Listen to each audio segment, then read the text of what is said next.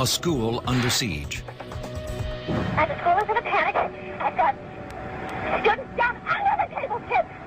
Kids under the tables. 2 students launch a deadly assault on Columbine High. Oh, God. Stay in the line of fire. Hey, kids, just stay down. The whole time I just pretended to be dead. It is the worst school shooting in American history. There were a total of 15 bodies. There were 11 males and 4 females. As families grieve, there are questions about the rage I'm gonna pull out a shotgun and blow your damn head off. that drove these young men to murder, I'll rip off your head. and whether warning signs were missed. When you start putting all these pieces together to the puzzle, then you're saying, boy, there's a red flag. The questions and answers. The story behind the Columbine Massacre. Next on The Final Report. This tragic event occurred on April 20th, 1999 in the town of Littletown, Colorado. 2 high school students entered their school and wreaked havoc on their classmates and teachers. Dylan Klebold and Eric Harris walked into school at approximately 11 a.m., wearing trench coats and planted duffel bags carrying bombs in the cafeteria. The students also planted pipe bombs in nearby fields in order to try to distract the police, but they had never gone off. They then waited in their cars for the bombs in the cafeteria to go off. After no detonation, they entered the school and opened fire, killing most of their victims in the school library. In their rage, the boys had killed 13 people, including 1 teacher, and wounded 20 others. After they had done their damage, they turned their guns on themselves and committed suicide. This man, Mark Maines, was the man that had sold the gun to Harris and had bought him 100 rounds of ammunition the day before the shootings. He was then sentenced to 6 years in prison. Philip Duran, the man shown here, was the one that had introduced the boys to Maines. He was also sentenced to time in prison. Fast forward to over 20 years later, just last month, another horrifying shooting occurred.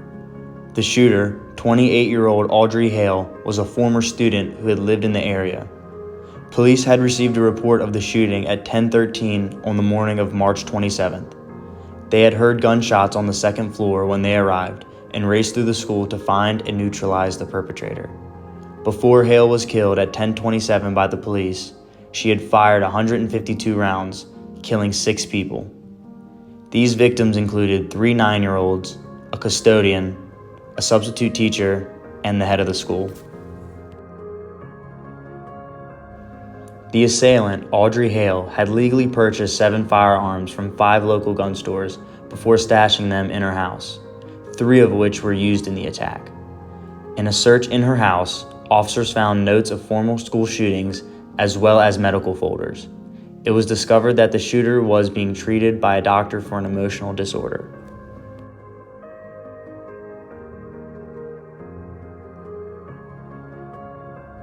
These shootings have divided our nation furthermore, as one group believes that security officers with the correct training should be implemented more in schools.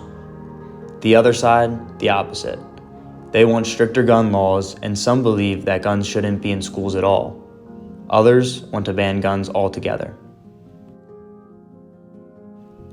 After both the Columbine and Nashville shootings, many people began to form their judgments on these gun laws. Those who were against guns in the first place protested. In the case of the Nashville shooting, they marched on the state capitol days after the shootings in hopes of sparking a change for stricter gun laws. A couple of weeks after the Columbine shooting, an NRA conference was met by many anti-gun protests that circled the meeting, some even holding signs that said, NRA, pusher of child killer machines. On the flip side, those who are pro-guns, like the majority of the state government in Nashville, rejected the call for stricter gun laws and felt that the answer was to focus on tightening security within the schools. The NRA convention in Colorado following the events of Columbine also had a different perception about gun laws. They claim to have not been the villains in the massacre. As to their judgment, it is not the guns that are bad, it is the people who are using them that are the real evil. The difference in emotions created by these events, as well as the backgrounds of these two groups of people, affect the judgments that they have on certain incidents.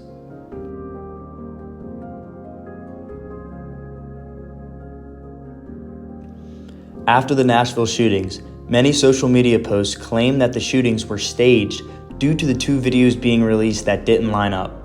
On the body cam footage of the police officers, Hale was seen to have been wearing sneakers with a flame on them.